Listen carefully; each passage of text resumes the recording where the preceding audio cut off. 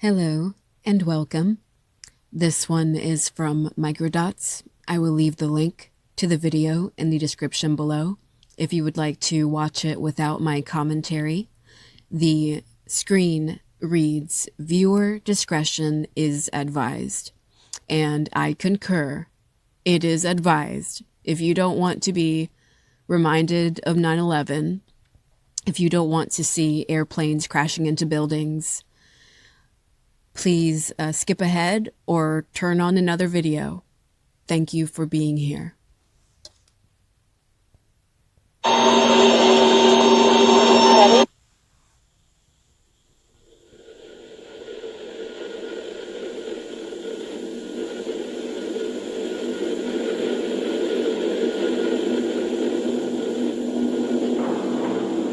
Occam's razor is a principle that guides us to choose the simplest explanation with the fewest assumptions when faced with competing theories. But it's often misunderstood, and misusing it can lead to flawed conclusions.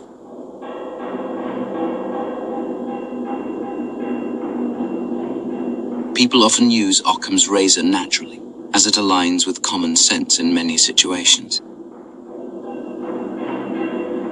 On one specific day, we all used it simultaneously.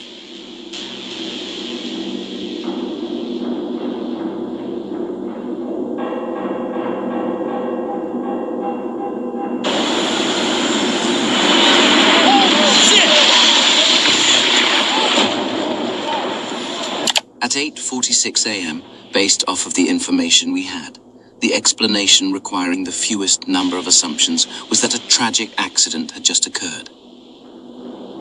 However, we would soon find out that Occam's razor was wrong.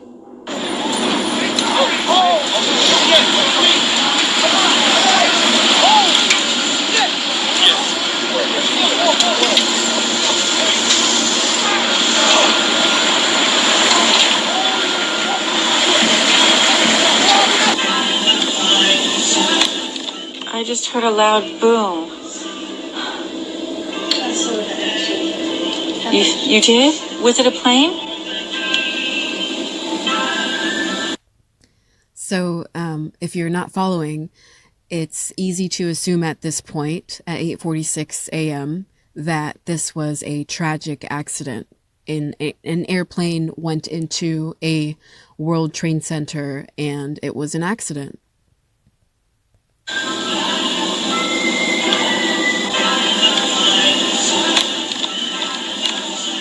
Now, we've gotten to look at least three sides of tower number one, and that is the only building. It's exploding right now, Tommy. We're seeing another Apparently plane. That was another plane. We have a witness who we just spoke to a moment ago. We're hearing from Carl Tendler, who was at the Village Apartments in Washington Square. We're trying to bring him on the air. All right, that was a Carl? second plane that just blew? Building number one. It's been another one, Carl. Yes, he hit in building number one. The other building. Yes, he flew right into it.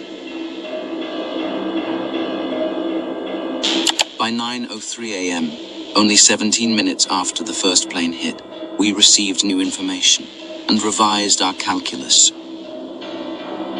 Occam's razor was now presenting a different solution.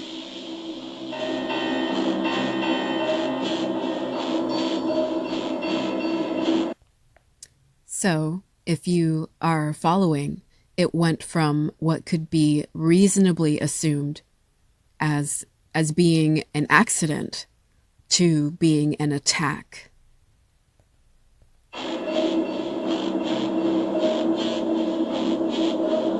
We all knew what this meant. Before our eyes, the tragic accident instantly transformed into something far more insidious.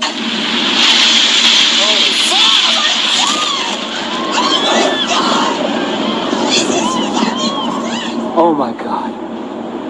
Oh my God.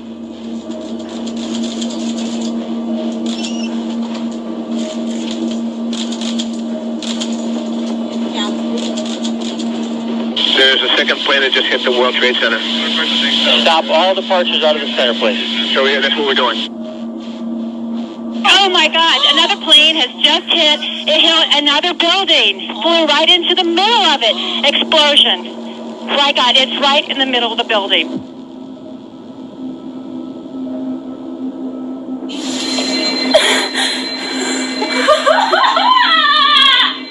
Mom, another plane just crashed into the World Trade Center. Another plane hit it. A jet, a jumbo jet. I'm so scared. I'm leaving. Oh. No, don't make it. You can't. Bye. I love you.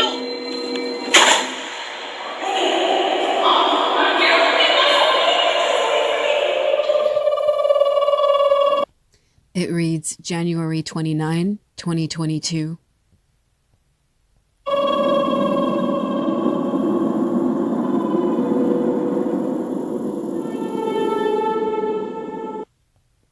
It reads a tragic accident.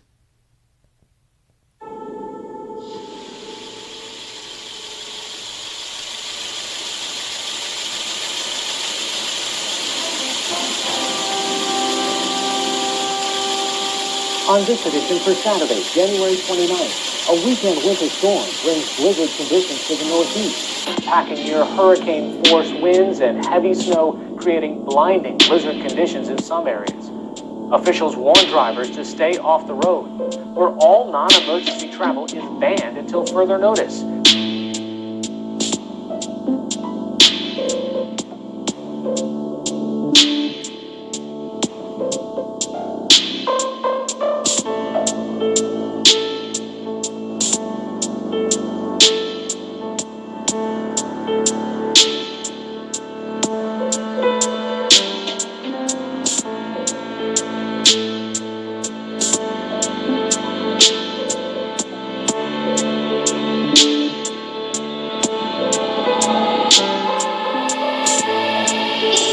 Fucking there.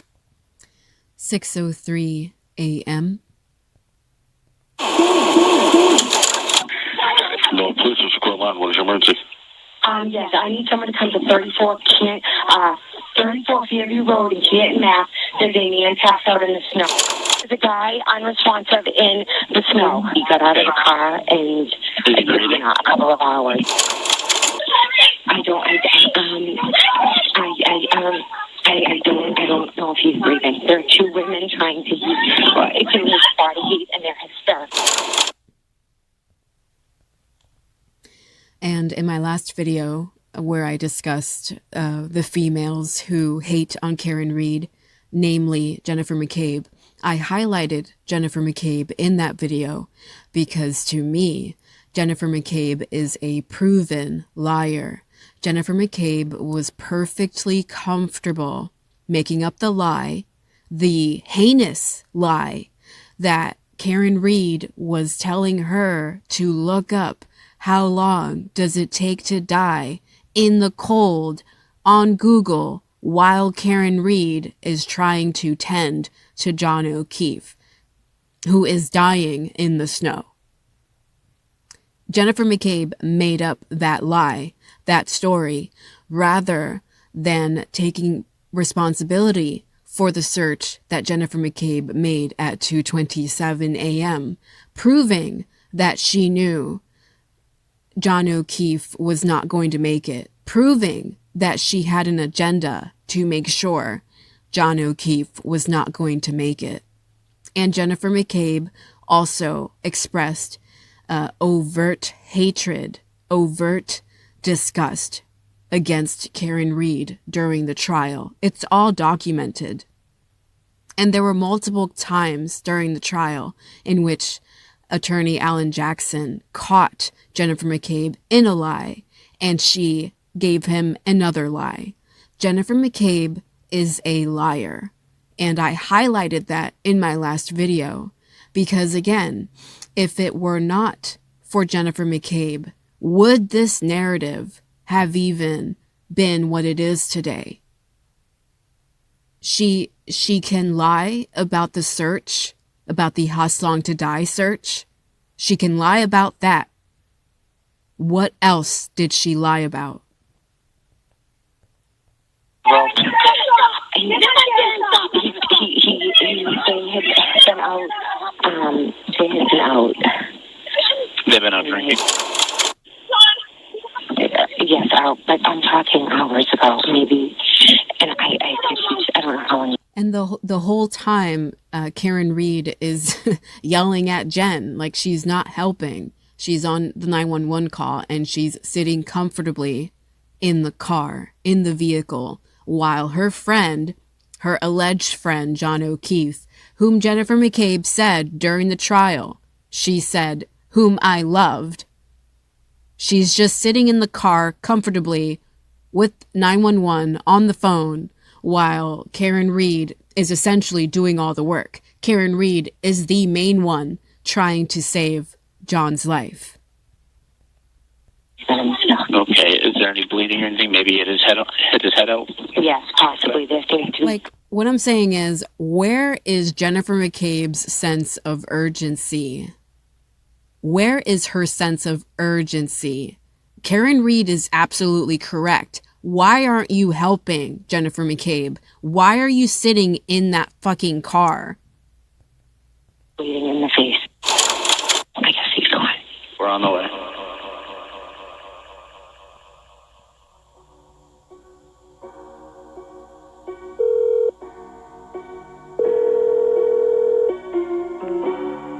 It's me. It's me. You're right. It's me out of sight. Stay out of sight. The police are on the way. Yeah, we're not ours.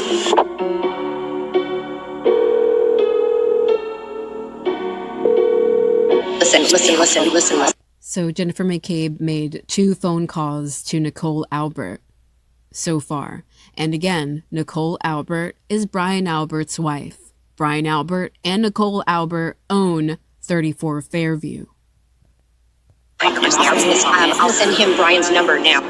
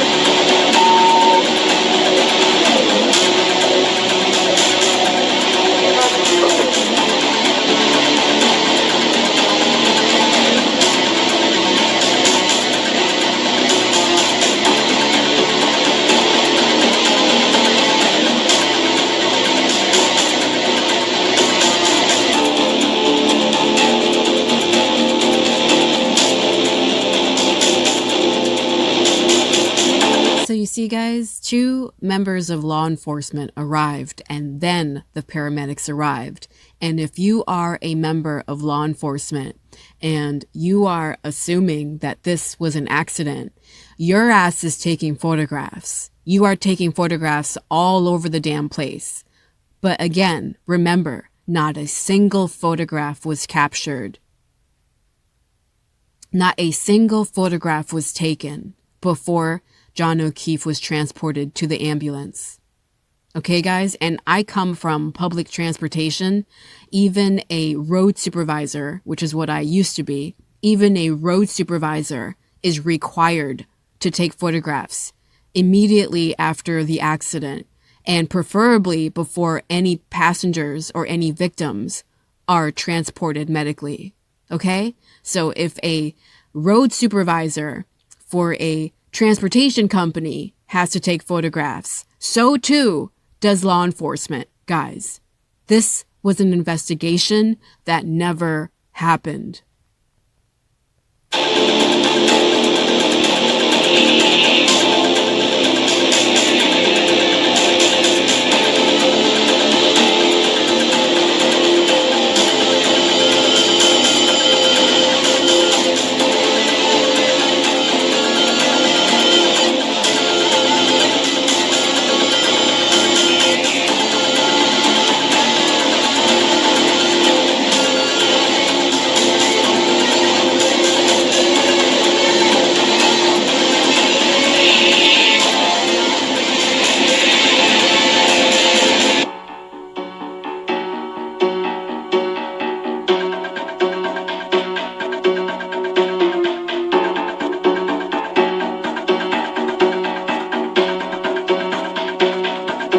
So it read that at 6:23 a.m., Jennifer McCabe called Brian and she made a Google search.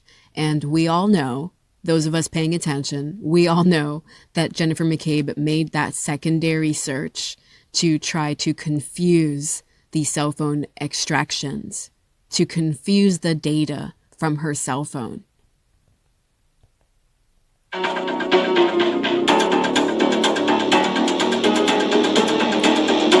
And what does that say, guys? What does that say? It says that at least at 6:23 a.m., Jennifer McCabe already had the narrative. Jennifer McCabe was already working on the story that she would blame Karen Reed for that Haslong to die search.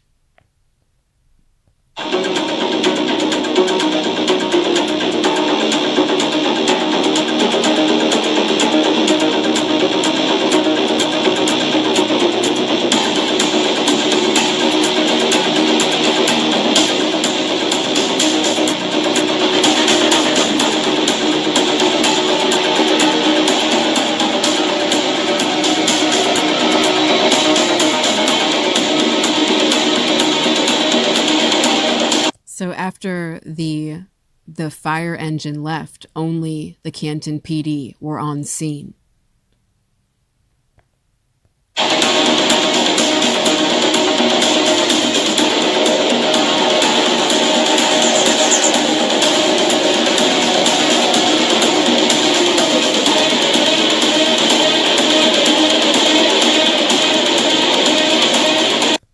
Jennifer McCabe goes back into 34 Fairview. And guys, at this point, 34 Fairview is a crime scene, but Jennifer McCabe is permitted to go inside.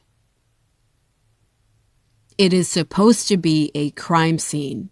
Canton PD is supposed to be blocking it off. Canton PD is supposed to be kicking the Alberts out of their own damn home and making them go to a hotel so that a real investigation can take place.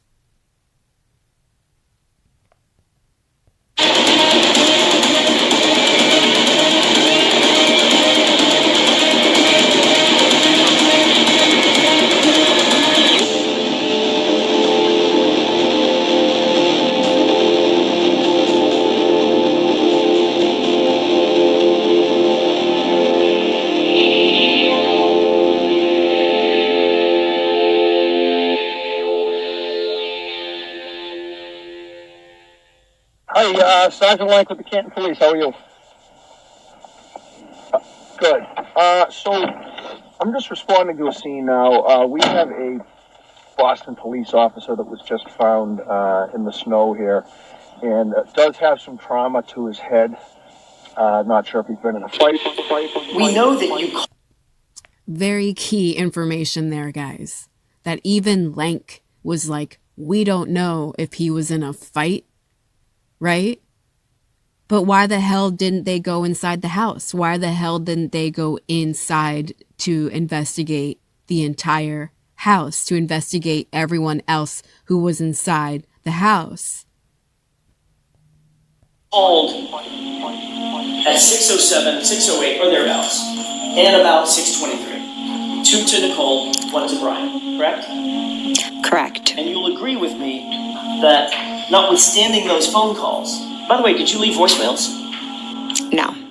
When did you hang up? Before it went to voicemail, or was it into voicemail before you hung up? So it was a bit of a hysterical scene that morning, and I was in a state of shock, and I was just calling my sister and my brother-in-law. They did not answer the phone. I cannot tell you when I hung up, because it was a hysterical scene. I was in a state of shock. Everyone was running around, and what seems to be forgotten is that my friend was lying there on the ground. Such a fucking liar. Okay, so her tone is calm, right? It's calm, sort of. But if you look at her eyes, if you look at her lips and her tension, she is tense. She's not calm. She's anything but calm. What insights can Occam's razor provide about Jen McCabe's testimony regarding that morning? What's the simplest explanation for her phone activity? 2 consecutive calls to her sister inside the home that were answered. Why even make the calls at all when she could have walked right in the unlocked front door to wake Brian, the first responder himself? Where are the blankets? I don't see blankets, Terry. And gotten blankets to help warm John. Then, only 18 seconds after hanging up with her sister, took a screenshot of Brian's contact information, which by... Really good point that if it was Carrie Roberts' vehicle and Jennifer McCabe was claiming that she couldn't see blankets. But hello, the Alberts house is right there. You don't want to run inside the house to get blankets? You guys get this? Like you see how fucking dark this is? How terribly dark and evil this is? The way, she coincidentally deleted later that morning 2 minutes after speaking to Michael Proctor. Brian and Nicole were not expecting John's body to be discovered at this particular time. They would have needed a stealth warning that authorities were on the way. But if Jen confessed that they spoke, then they would have to explain why the home didn't light up with activity until much later, and why Brian did nothing to help. Digital forensic phone records are vastly more reliable than human testimony due to their objectivity, accuracy, consistency, and resistance to manipulation. Either you can choose to invoke a series of improbable anomalies to justify Jennifer's extraordinary story, or conclude, simply, that she's lying. That is what it is. That is the truth. A lot of coincidences.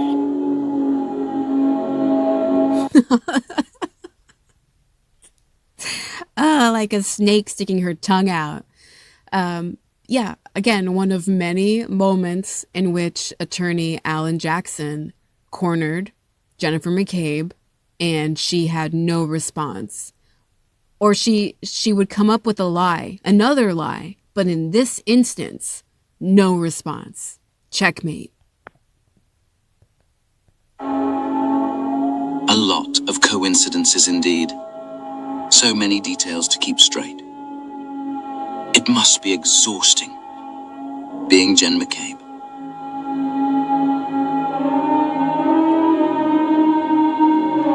I agree. It must be exhausting being Jennifer McCabe, right? But clearly she was the one willing to stand up and take the role. I said this in a long video, like a long time ago, that Jennifer McCabe proved herself as the one the Alberts can call upon to do their dirty deeds.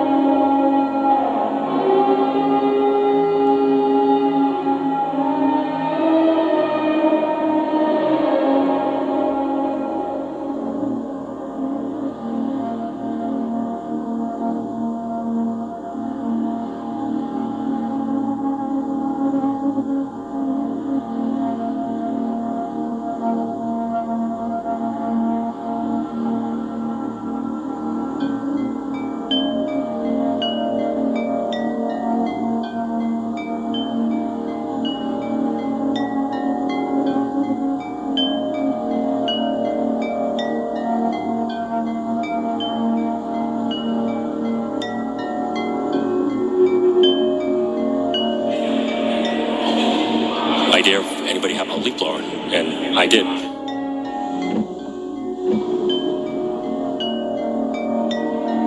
As the sky was lightening, Canton PD convened back to the crime scene to begin the first search. Notice there's only a few inches of snow on the ground.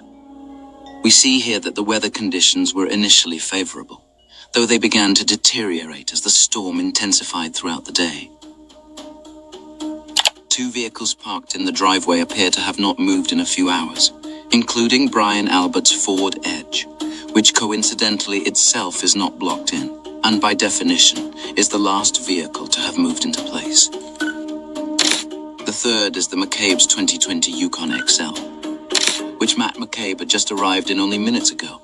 The rest of the family and Brian Higgins will be here shortly after the police leave.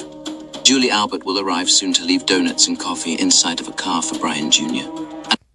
And this is really key because if you are familiar with the trolls in this case, they often refer to the so-called nor'easter, which didn't really take effect until after the event took place. You know, like if you listen to them, a lot of them claimed that John O'Keefe was buried in snow, or he was lying on a foot of snow, or that the broken taillight pieces were buried in the snow because it was a blizzard, and they didn't find it till later because they didn't find the broken taillight pieces until later because of the snow. But again, guys, by this point, when Canton PD is so-called investigating the scene, when they're really not, but when they are so-called investigating the scene, there is hardly snow there. There is snow. It's visibly there, but it's not a foot of snow. If there were broken taillights, Canton PD would have seen them at this point. It snowed here recently in Massachusetts, just a couple days ago, and my area received like 5 inches of snow, and this to me looks about 4, maybe 3 inches of snow. You would see broken taillights sitting on the snow. They would not be buried at this point. Okay, so that's why it's so crucial to get the timeline correct, and Microdots is doing exactly that. An obvious excuse manufactured as the reason she came to the home, to deny knowledge that John was dead at 4:55 a.m., as she told police. We see Canton Officer Michael Lank exit his 2015 Toyota Tacoma pickup and walk towards the crime scene. He is a childhood friend of the Alberts and has helped them out before.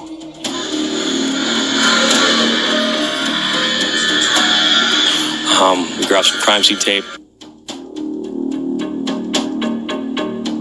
I wrapped it around by the flagpole tree and cruiser. It was hard to keep up just because the wind was blowing at such a good rate. The top wind speed during the morning search was 28 miles per hour. Considered a strong breeze by the National Weather Service. This video was captured during the search, and the conditions were neither too windy nor too snowy to hang yellow tape,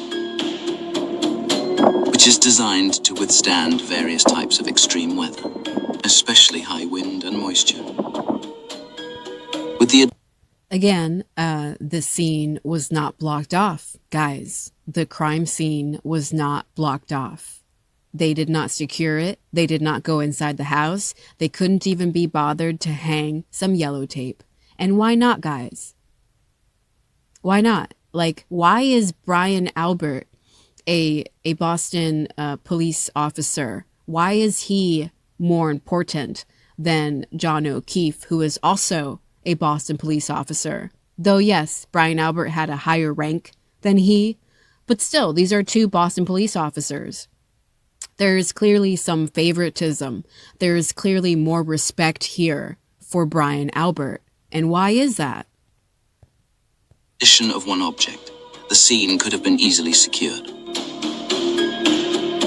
But Brian didn't want any attention.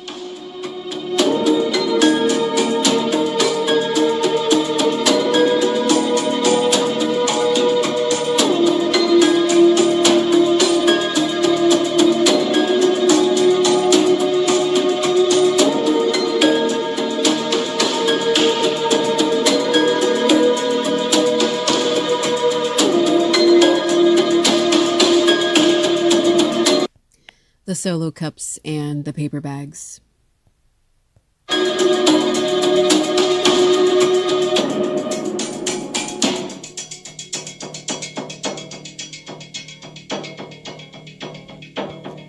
Like, again, this is just a display of the power that Brian Albert the McCabes and the Alberts have in that community, and Brian Higgins, because at this time he was still an ATF agent, right? So all of them had so much power that literally the Canton PD was going along with what they wanted, what the culprits wanted. Canton PD did not once label the McCabes or the Alberts or Higgins as suspects. Canton PD did not once isolate them as potential suspects. And the way in which this so-called investigation took place was not a real investigation. It was let's just get whatever we can get from his property without disturbing him. Let's not disturb him. Let's not create any complaints here. Let's just be quick with our solo cups and our paper bags and our leaf blower and get it done. Because Brian Albert doesn't really want us here. That is power. Lucky's plough passes by once again, providing us with an excellent perspective to assess the height of his towering truck. And it's up high. The seat is raised. Despite plenty of daylight, minimal snow accumulation, and only a strong breeze, the officers located exactly 0 pieces of shattered taillight glass.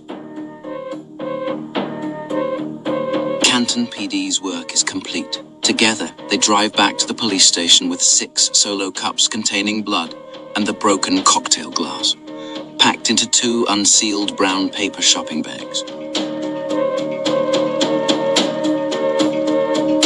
Leaving the crime scene unsecured, free for anyone to contaminate it, like nothing ever happened. Meanwhile, all the main players are returning to the home for an emergency family meeting.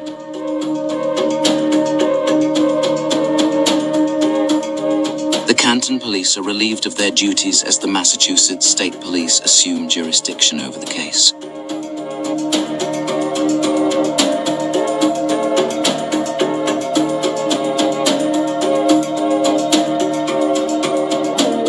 Inside the Alberts' kitchen, Jen tells them everything that's transpired so far, then shares an idea. When she first called me, we were driving in the car. We were at John's house. It was like, did I hit him? Could I have hit him? Is he dead? Is he dead? I have a cracked taillight. There was a crack in it.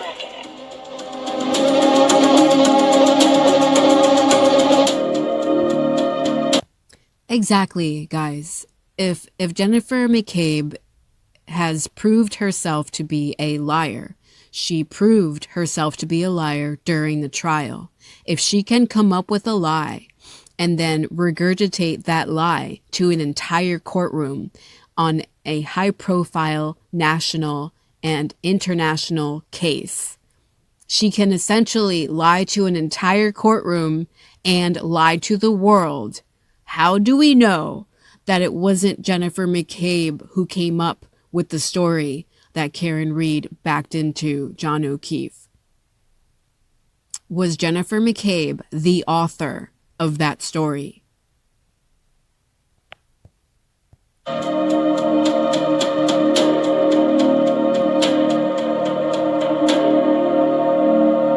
This is good.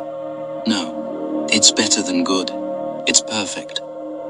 But there has to be a direct physical link to Karen for it to be cut and dry. Or else they may suspect us. We need to find the SUV and get it back to the Sallyport before the state police search. I'll call him back now.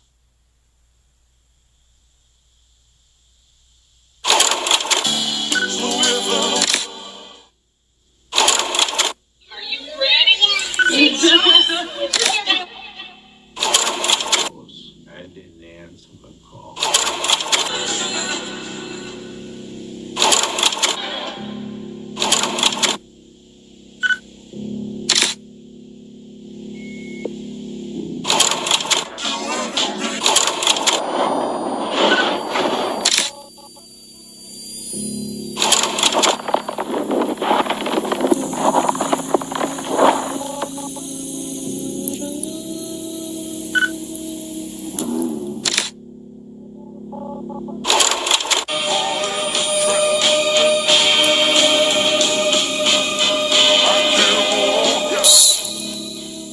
choose to believe it was all just a series of coincidences.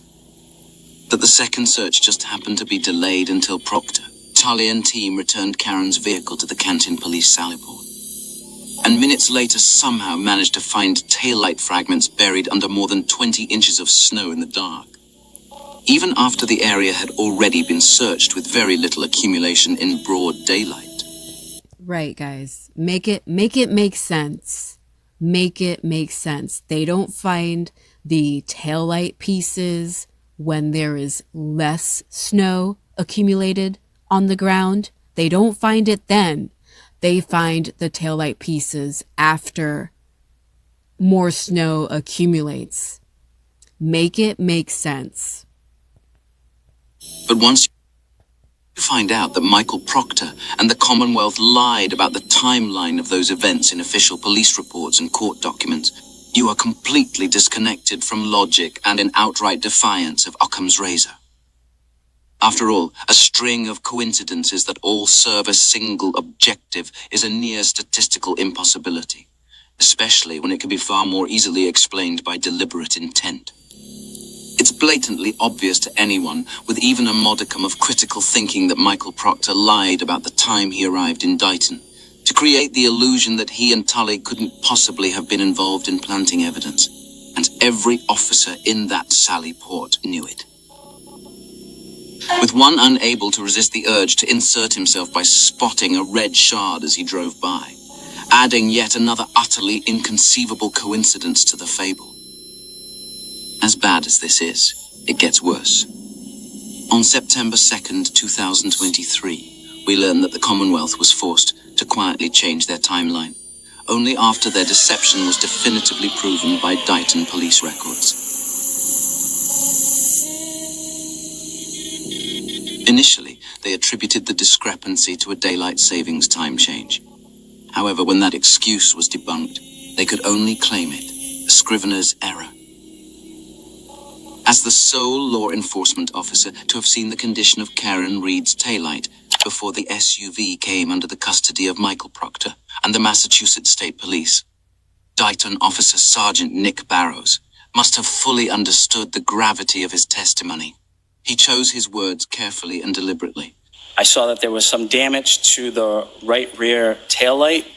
To my best ability and recollection, that tail light was not completely damaged. It was cracked and a piece was missing, but not completely damaged. Really good. Why would he add that it was not completely damaged?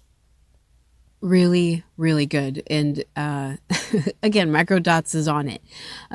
But what does that say? It says that that officer was being honest.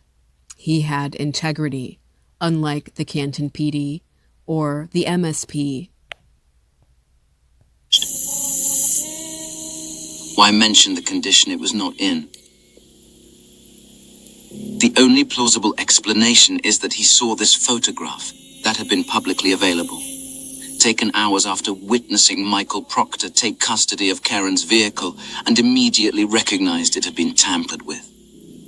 Officer Barrows knows his brothers in law enforcement are perpetrating a hoax, and he will not play along.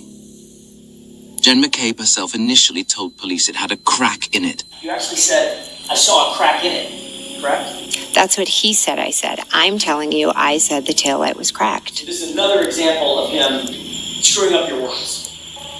And now we have the only officer to testify with no skin in the game telling us it was cracked. How many Commonwealth coincidences are you willing to accept? Really good. Really good, guys. Officer Barrows did not have a dog in the fight, right? And he told the truth. Now imagine if just one person inside 34 Fairview had the balls to tell the truth, had the integrity to tell the truth like Officer Barrows did. At what point does your sense of plausibility reach its breaking point? How long will this charade be allowed to go on?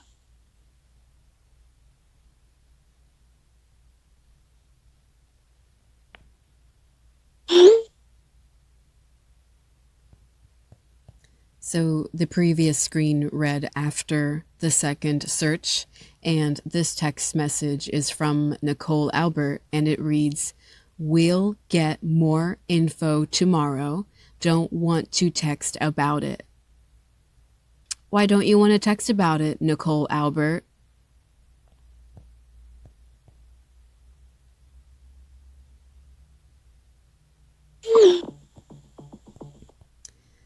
Jennifer McCabe responds, "Right."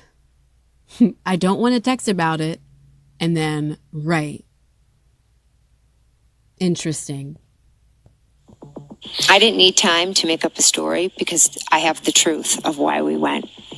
And the truth, according to you, is you pulled up at Michael Lang's house. The first responding officer and friends of the Alberts had a meeting with him the next day that was never reported to anybody for any purpose. I just met with his wife out in the car while the car was running for 45 minutes to an hour. That's your story. It's not a story, it's the truth. Carrie dropped her daughter off. The wife came out. Carrie is a talker.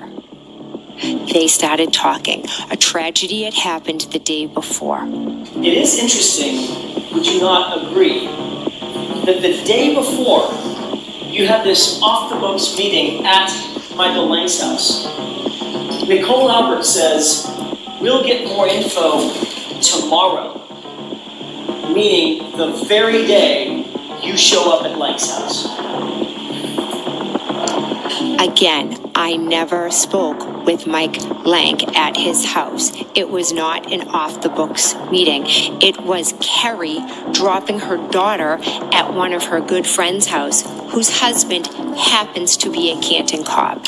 Jen is confronted with phone location data that places her at Officer Lank's home for approximately 1 hour, the day after John was killed. It also indicates that she stopped at 34 Fairview just minutes before, presumably to pick up Nicole.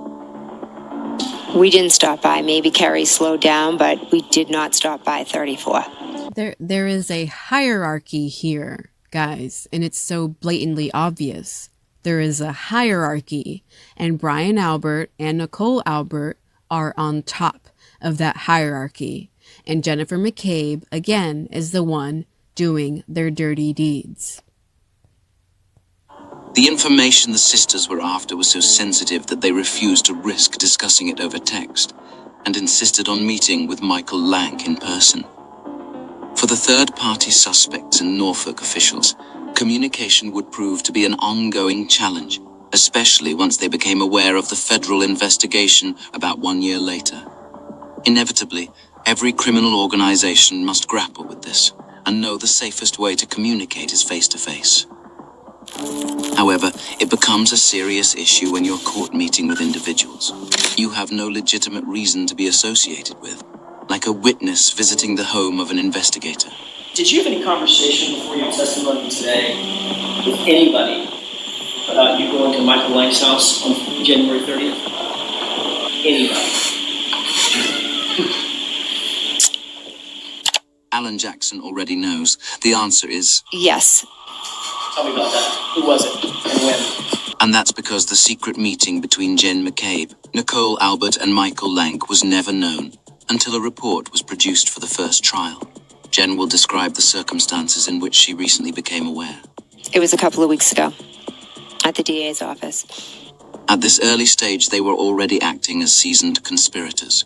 To fully grasp this, you must first understand exactly how tense things were for the first 5 days, until Karen was arraigned on February 2nd. They were trapped in an agonizing limbo, unsure if their involvement would be exposed. At any moment, the situation could unravel disastrously. Information was scarce. Remember earlier on, it was okay to sensationalize this as it was an inside job, a cop killed at another cop's party, right? Earlier on, even Court TV was in on that sensationalism. Even Court TV was on the side of Karen Reed being a victim, and that all changed. Yet critically valuable. This is why it was crucial for Jen, husband Matt, Brian and Nicole Albert to stay coordinated through their group chat, and why Matt McCabe acted as a lookout, texting them a message that read, "Troopers back out front, but in front of Asian house," and trying to get a picture for Brian. It also explains why Jen gleefully reported back to them that Kerry was sticking to the script during her police interview, telling them everything. And Proctor is already sending his friends hate-filled text messages targeting Karen and boasting about the untouchable status of Boston cops. Julie Albert was so relieved at Karen's arrest that she vocalized her desire to reward Michael Proctor with a gift, while Chris Albert was being instructed to tell the media that the guy never came into the house and to ask questions. They each had their role, and until Karen was placed in handcuffs, they were teetering on the knife's edge. Every move carried the weight of potential disaster, where even the smallest misstep could trigger catastrophic consequences. Jen goes on to describe her meeting at the DA's office, where she found out she's been caught at Lank's home. Mr. Lally, Miss McLaughlin, Steve Nelson, Trooper Brian Tully, I believe, and another woman, I can't remember her name, unfortunately. My daughter Allie came with me also. But notice that change in demeanor, guys, when she's talking about her daughter Allie. You know, there's no disdain in her voice. There's no hatred in her eyes, right? She's only got hatred in her eyes and disdain in her voice when she's trying to defend herself against her own lies. It was a casual meeting to explain this process. What did Mr. Lally show you? He showed me nothing. Mr. Lally was not there when this conversation happened. Brian Tully told me. Trooper Tully, what exactly did he tell you? The reason you went to Lank's. Figure it out. He said, "Did you go to Michael Lank's on January 30th? And at first I said, "No, I've never been to his house." And then I thought about it and I said, "Oh my gosh, yes, I did go there." And that was the extent of the conversation. Trooper Tully, had you come down for an interview, he confronted you with a fact that had never been disclosed before, to wit, you showed up at Michael Lank's house, and when you said, hang on, I think your words were, "Oh my gosh, yeah, I think I did go there." And he didn't ask a follow-up question. What does Jen do when she's cornered, being asked unexpected questions she never prepared answers for? She knows her story makes no sense. Inside the conference room, the DA's attorneys pretend everything's above board and legitimate, but they're keeping a second set of books, to be discussed with only certain individuals, more discreetly. Even a master manipulator like Jen can't fabricate an entire honest conversation about the report off the top of her head, and she certainly can't reveal what Tully really said to her. So she reversed. And I am really glad that Microdots described her as a master manipulator. Jennifer McCabe is absolutely a master manipulator. If you ever want to know what a master manipulator looks like, what they do, how they act, how they defend themselves, just watch the trial over again and pay attention to Jennifer McCabe's testimony. Says it and blames Jackson. He was there. You're spinning all of this. Ma'am, I do a lot of things. Yeah. I don't spin. There's a judge here to make sure that I don't spin. I'm asking you a question. It's very direct. I do not believe he asked me a follow-up question. So that was the end of that conversation about Michael, correct? Correct.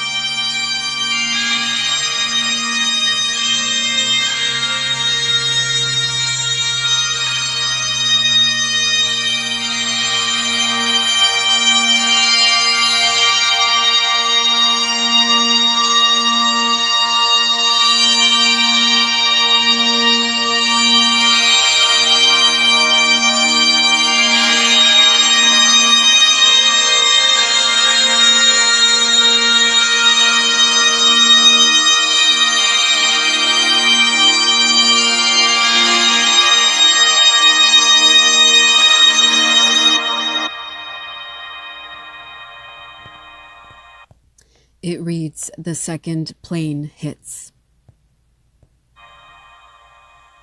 February 7th, 2022. Boston police officer John O'Keefe was laid to rest at Blue Hill Cemetery, only about a 10-minute drive from Canton. And although Brian Albert, his brother Kevin, and Brian Higgins traveled to other states to attend services for fallen officers, they apparently didn't find it worthwhile to attend John's. Surprising, given that they claimed to like him, were among the last people to see him, and at least according to them, were shocked to discover that he was found dead on their lawn. Or, a simpler explanation may be that John's funeral is the last place on earth they wanted to be. An event surrounded by his loved ones, alongside hundreds of other cops and detectives, where you might be put on the spot to answer questions before you have your story straight. If either Brian Albert or Higgins had even the smallest scratch on their face or hands, it would have been noticed. A risk not worth taking, especially when things seemed to be unfolding in their favor. You see, guys? You see? Like, they were protected. Not only was Brian Albert's house protected and not investigated and not considered a crime scene, but he was also permitted to hide. Essentially, he was permitted to go somewhere else while this is all happening. And if you follow enough crime cases, you will know that if they all alleged to be John O'Keefe's friend, they would have appeared at his funeral.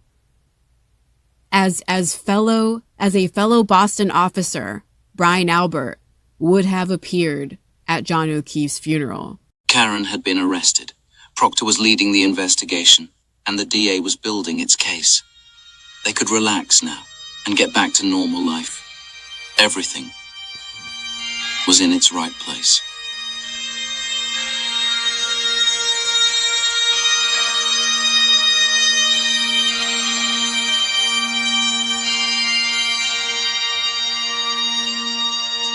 Hold on to the memories. They will hold on to you. But yesterday's gone. We gotta keep moving on. I'll always remember you and what makes you beautiful, class of 2022.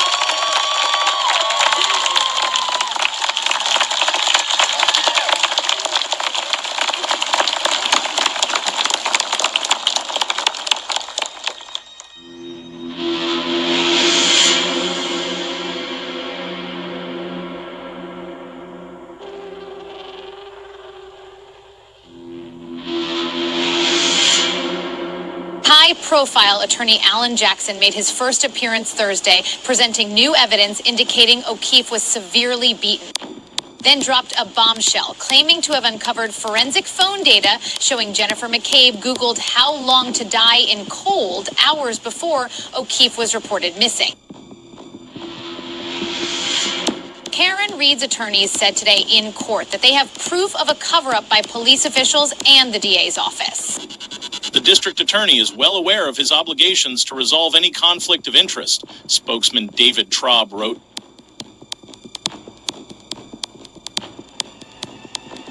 Aidan Kearney set off in 3 and nuke 2. Bomb 1.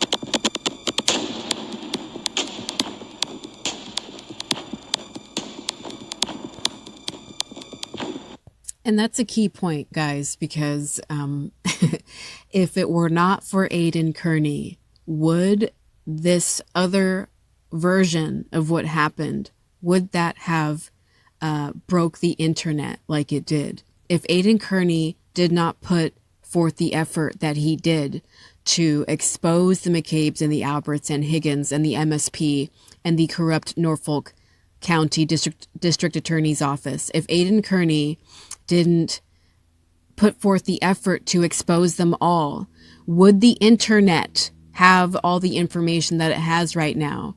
You know, like, of course, with Karen Reed's defense team, a lot of this information was coming through anyway, through their own investigation and through their real experts.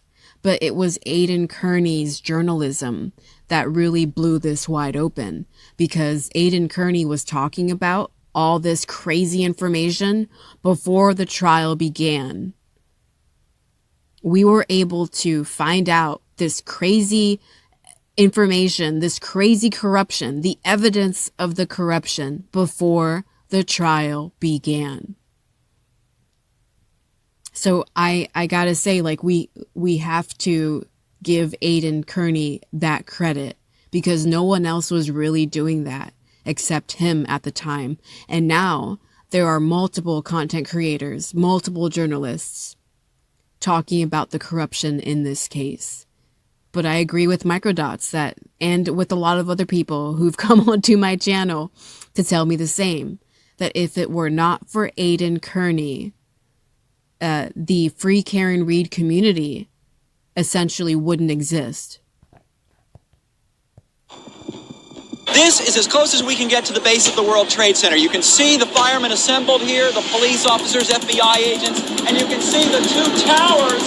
A huge explosion now, raining debris on all of us. You better get out of the way! Newly unsealed letters released today confirming the existence of an ongoing federal investigation into Norfolk DA Michael Morrissey and the Massachusetts State Police. The district attorney is the target, he says, of that ongoing investigation. And they just sit up there and they lie with the straight face. Spokesman David Traub and ADA Lynn Beeland have now both resigned from the DA's office. Proctor will have a hearing on January 15th on misconduct charges. Matthew Farwell was taken into custody today in an FBI raid for the murder of Sandra investigated Birchmore. under the same Massachusetts State Police unit as the Karen Read case.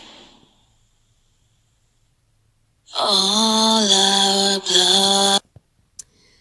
Amazing work from Microdots. And if you guys aren't aware, Michael Proctor's hearing was postponed, but it's supposed to take place very soon. And they are deciding on what to do with him to this day. He's been on unpaid leave this entire time, not since his corruption was exposed, by the way. That it happened way later that he was finally suspended without pay. But they are deciding now what to do with him, whether to terminate him permanently or officially, or to keep him on. Can you believe, guys? Can you believe it that it's taken this long? You know, that he was a proven friend of the family, that he had attended parties at 34 Fairview previously, and that he just so happened to be the lead investigator of this case. A huge conflict of interest that was permitted, right? And don't forget the conflict of interest, the multiple conflicts of interest at the DA's office in Norfolk County, with a member of the Albert family working at the DA's office, and with Michael Morrissey himself. Let's not forget Michael Morrissey, the district attorney of Norfolk County, whose wife was the boss of Judge Beverly Cannoni's mother once upon a time. Judge Beverly Cannoni being the judge overseeing this case. Multiple conflicts of interest. Thank you to Microdots. Thank you for watching.